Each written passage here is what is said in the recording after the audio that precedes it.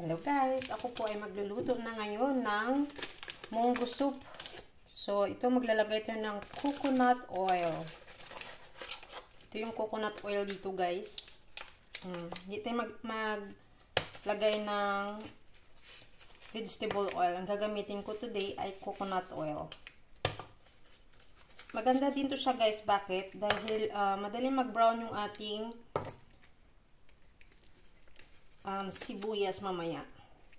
Tigas nga lang niya, hiwain. Yan. Okay na to. Ang ating oil, kunti lang ilagay natin. Yan, balot natin siya ulit. At una natin yung apoy. Ayan guys, natunaw na yung ating coconut oil. Lagay na natin yung ating sibuyas. Kita nyo yan guys, kunti pa lang yung pagluto ng coconut oil. Nag-ano na agad yung ating sibuyas, nagre-react na agad. So, ibig sabihin, pag sa vegetable oil to guys, kailangan mainit na mainit yung mantika. Dito sa coconut oil, malalaman mo, kakalagay mo pa lang ng coconut oil, mag-preprito na agad yung sibuyas. So, balikan natin yan. Ayan. Nagdadamp na yung ating sibuyas. Maluluto na siya. Painaan na natin yung apoy. Nag-brown na siya agad. Tingnan nyo guys. Nakalagay lang natin ng sibuyas. Mabilis siya mag-brown pag coconut oil ang gagamitin nyo eh. Kaya, maganda pag coconut oil ang gagamitin. Kasi sa vegetable oil. Napansin ko lang pag coconut oil matagal eh. Kailangan mainit na mainit. Tapos, ano lang mo yun? Maghintay ka pa ng ilang minutes. So, ayan. Nag-brown na siya kunti. Lalagay natin yung ating garlic. Okay? Ayan o. Brown na siya o. Lagay ko na yung garlic ko. Okay na yung ating sibuyas. Maglagay na tayo ng garlic. Siyempre guys, maglalagay din ako ng ginger. Dahil marami akong ginger, tsaka masarap din yung ginger pag may ilagay tayo na sabaw sa ating niluluto. So, ngayon haluin natin kunti, tapos pag mag-brown siya kunti, ilagay natin yung ginger. Ayan, ang sarap ng bango na. Sunod natin yung karne mamaya dyan. Andito, karne ko. Hiwain ko muna siya ng maliliit. Ilagay ko na pala guys yung ginger. Tapos, gaan natin yung apoy kasi maghihiwa pa pala ako ng karne.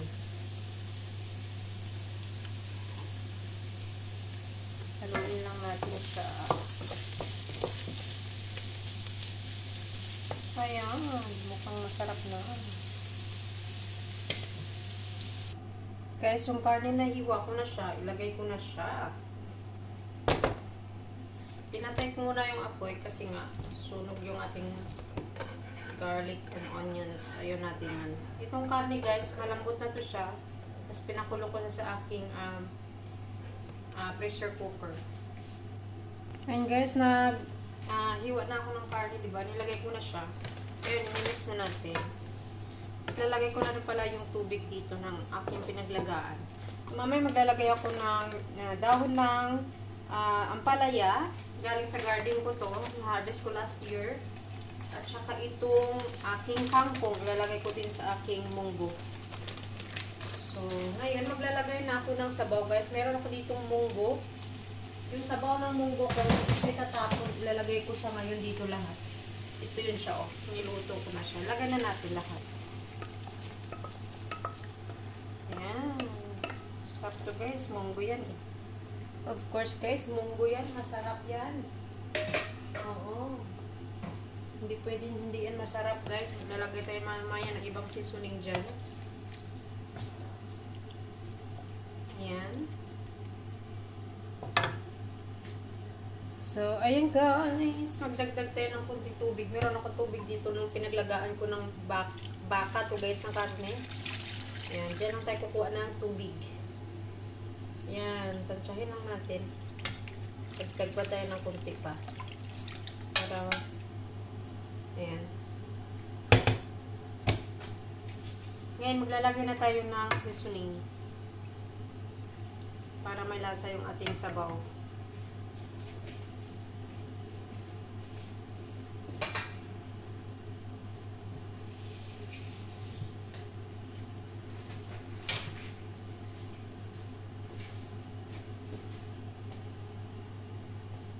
So, sa ating seasoning guys, maglalagay ako ng cubes. Ayan, no cubes. Tapos, salt. 1, 2, 3, 4, 5. Ilagay din tayo ng pepper. Kunti lang muna. Tapos, ilagay ko na yung ibang gulay guys. Yung aking dried tomatoes. Mabuksan ha. Lagay natin siya. Dried to siya ha. Halo natin siya dito para may kunting ano naman kulay yung ating sabaw. Ngayon, panghuli natin to, ihuli natin tong ating green vegetables. So, meron ako dito yung pinang ano ko din, harvest ko last year sa aking garden. Lagay ko na rin siya. Ayan, ito yun siya guys. May mga kalabasa, green bell pepper. Kikita nyo ba guys? Green bell pepper, celery, and then, yeah, meron tayo ditong celery at saka rosemary. So, ilalagay ko din siya dito. Ilagay na natin. Iyan na natin. Ayan. Tandaan lang yung paglagay para hindi kayong matalsika. Naglagay din pala ako ng low blood letter. Nilagay ko to siya guys sa ano eh. Alam nyo ba sa bote para matagal yung kanyang buhay, hindi siya masisira. So ganun ninyo guys, yung harvest. Ganun ninyo rin para meron kayong magamit sa winter. So dito winter pa eh. Ayan, haluin natin. Ayan, mukhang masarap na. Maamoy na yung ating gulay. My God. Sarap. Kulang na lang yung ating green vegetables. So, ayan guys. Maglalagay din pala ako ng magic syrup. Ito na lang natira sa aking magic syrup guys. Wala na ako dun sa stock room namin. So, ayan. Kunti lang. So, haluin natin. Tapos, alam nyo ba guys, luto na to siya eh. Palang-alanganin na lang natin siya. Yan, pakuluin natin siya kunti. So, alam nyo ba na mabilis ang pagluto nyo? Pag yung karne, lutuin nyo na sa pressure cooker. Ito, luto na to siya guys eh. Pwede mo na siya kainin. Yan, kasi yung ito, mga kalabasa ko, tas nilagay ko sa bote, diba? Okay na yan siya eh. Makain na yan siya. Kasi half cook na yun siya nung nilagay ko. So, ngayon maglalagay tayo ng ating kangkong. Oh guys, ang kangkong. Kangkong yan guys. Ilagay ko na lahat bago pa masira sa ating ref. Ayan o. Kangkong is life. Hindi na natin hiwain. Ayan, ang sarap. Tapos maglalagay tayo ng dahon ng ampalaya. Ayan. Ano to siya guys? Fresh to siya na dahon. Gin-frozen ko lang siya. Ayan. Ito.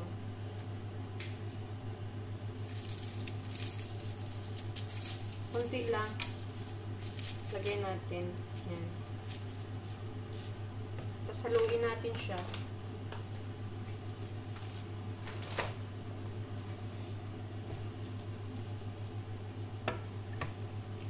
Tapos na yung ating kangkong.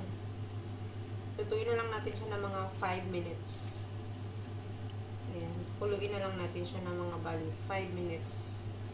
Okay, takpan natin siya. So, habang naghihintay tayo dyan guys na mag-ano siya, kulo, babalikan natin yan. Guys, kumukulo na. Tingnan nyo. Ayan, yung ating munggo. Kakainin na ito namin bukas. Patayin ko na yung apoy. Patayin na natin ang apoy, guys. Kasi luto na yan siya eh. Huwag nating durugin yung gulay na kangkong at saka yung dahon ng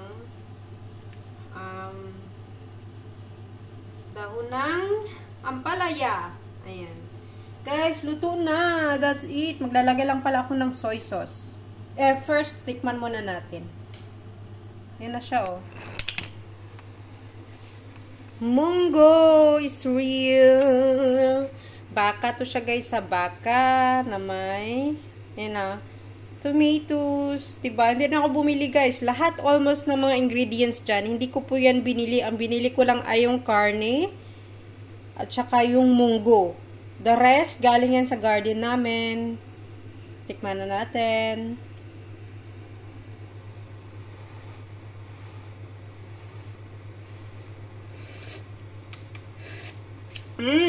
Ang sarap na. Ang sarap na, guys. Alam, mapait. Ang nagpapait dito yung dahon ng dahon ng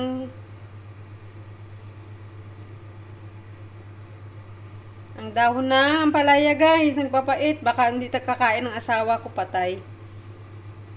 Dito siya kakain. Tanggalin natin yung ampalaya na dahon. Kasi mapait siya eh. Okay? Dito natin anuhin. Pumait yung sabaw tuloy. Di yan siya maarte yung asawa ko eh. Tikman natin ulit. Pero huli na eh. Mapait na yung sabaw eh.